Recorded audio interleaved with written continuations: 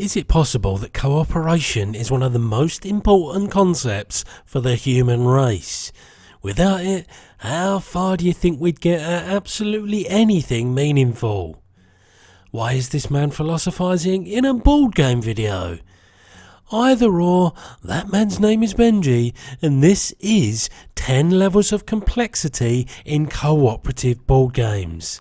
Taking you from simplest of we're all on the same team concepts to advanced mind meld techniques that just so happen to be wrapped inside a cardboard box. Now, like any good curriculum, the idea is to provide a set of games that result in a manageable learning curve that teaches you the most basic of games that you have to work together to win at, to those that combine deep strategy and the need to min-max your teamwork to get by. What you won't find on this list are games that are cooperative in name only. Think semi-co-ops, those with betrayal mechanics, those that appoint individual winners, etc, etc.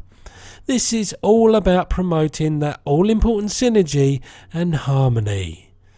With the waffle now well done, let's listen to me play the counting game. Number 1. 5-minute dungeon. Whilst it might be considered strange that such a stressful real-time game would be the first out the gates, whilst that might be the case, the mechanics are oh so simple. You're effectively playing Snap as a team with the cards in your hand looking to match the symbols found on the dungeon's denizens that are obstructing your way. And so the difficulty is all about efficiently communicating who has what and who should play with minimal investment. And when I say efficiently, I mean you have to act in super shorthand. Otherwise that 5-minute counter is going to single the almighty clarion of failure. We'll call this then the icebreaker, getting to know everyone around the table game. Easy peasy. Number 2. Magic Maze. From one team building exercise to another, in this game where no one can utter a sound. Not even a grunt or a groan, lest ye be accused of heresy and asked to put the game back in its box. Okay, it's nothing quite that dramatic, but as real-time puzzle games go, this sees everyone focusing on their own special roles, be it moving meeples up, down, left or right, whilst trying to navigate them in and around a local shopping mall. This is a game that will definitely test your visual problem solving skills, if not rulebook reading skills. Success and failure will all depend on everyone's ability to wordlessly sequence those meeples up, left, down and right, until the scenario's objective is met. Number 3. The Crew, the quest for Planet 9. It's a funny old thing giving a spit polish and makeover to a tried and tested card based mechanic, but here trick taking gets the postmodernist treatment. Once again this employs verbal communication limits, but in a welcome and natural evolution from the previous entry, there are a number of indirect ways you can communicate what cards you have in hand. It's this kind of reverse logic you need to apply to ensure that the person you need to win the trick each round leaves each person with the card they need in order to complete the short and sweet missions. This is one hell of a breath of fresh air that's equal parts head scratching and equal parts simplicity at its best. Number 4. Flashpoint Fire Rescue. Sees you acting as a posse of firefighters, selling cookies on people's doorsteps, putting out fires in a building that structural integrity can only take so much punishment. This game introduces you to action points and how each different roles can use those points more effectively to stamp out smoke and fire, rescue survivors and man the fire truck outside. The unpredictability of a raging inferno is translated nicely onto the grid-based board, and this is a great entry point for working together, playing to your strengths and managing risk versus reward, as you endeavour to identify and escort enough survivors to meet the win con before explosions do enough damage to the infrastructure to show you what losing looks like. Number 5. Zombicide. Has a lot in common with Flashpoint, except this time you're using your fire axe to knock down doors and chop up the undead. What this does add though is story-led scenarios and a hell of a lot of dice chucking. The added complexity though isn't necessarily in the core rules, but in the greater risk of things going wrong if you and your team don't have a plan you can execute. Push your luck too far and you're getting overwhelmed. Let one player level up a lot quicker than everyone else, well then those zombie spawns are going to be too much to handle. I'm not ashamed to admit that this is the game that really got me into co-ops, and it's clear why this one had such broad appeal. Number 6. The Reckoners. An interesting trend as we make our way through this education plan is the contrast between rule complexity and cooperative complexity. And the Reckoners cranks up the latter a notch or two, as this game is on the edgy side of difficult. Part of the reason for that is that this regular plebs versus supervillains game, based on Brandon Sanderson's novels, has a lot of moles to whack, aka a number of threats to contain at any given time.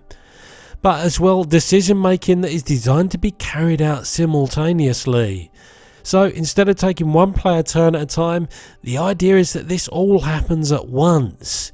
Which means that how you use, upgrade and manipulate your dice has to work independently, holistically and synergistically with the rest of your teammate buddies.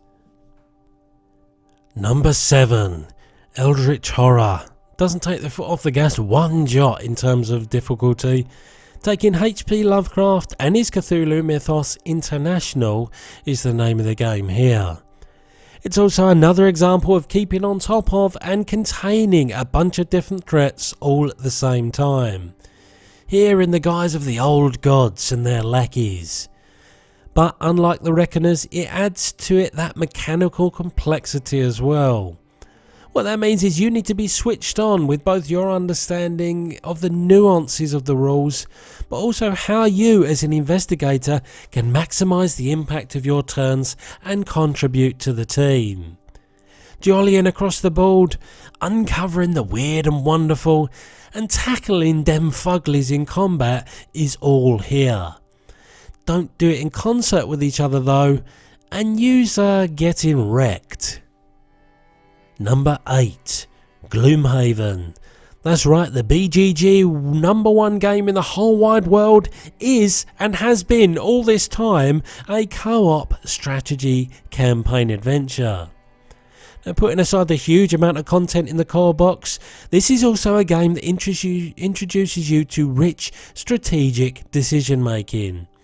A dungeon crawler at heart, this is a game all about who goes when in the turn order, and how well you can forward plan and sequence both your movement and the swinging of your proverbial combat swagger. Everyone has a role to play, and the choices you make with your character class will dramatically impact the playstyle you and your teammates will have to adopt to get the job done. Oh, and if you're a completist, I wish you the very best of luck.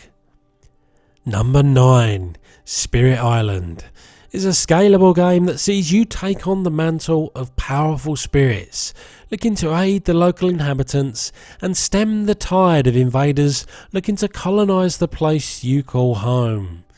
It's difficult to know where to start to illustrate how well this toes the line between highly complex but not onerous to learn.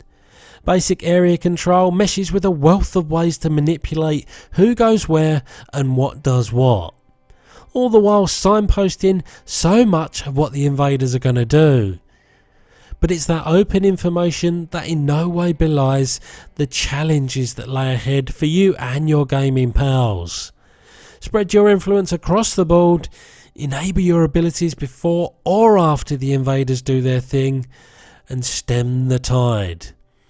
Then you'll feel that satisfaction of a job well done. And number 10, U-Boot.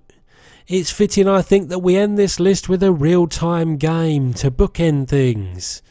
But whereas the first two games on the list were mechanically straightforward, this is the polar opposite, with each player taking on disparate roles as crew members of the titular submarine.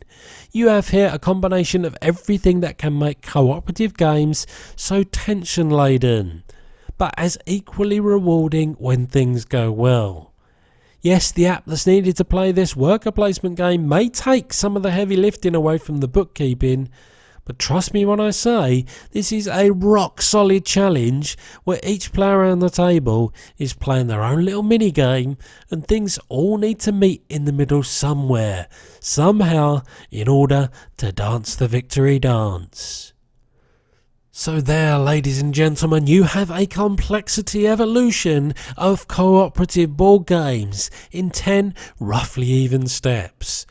It was fascinating to see the push and pull between how important the cooperative elements were to success in comparison to the actual complexity of the game. I'd love to know what you might have added as required study time from this here list. For now though, my name has been Benji, and this is him telling you that this video has ended.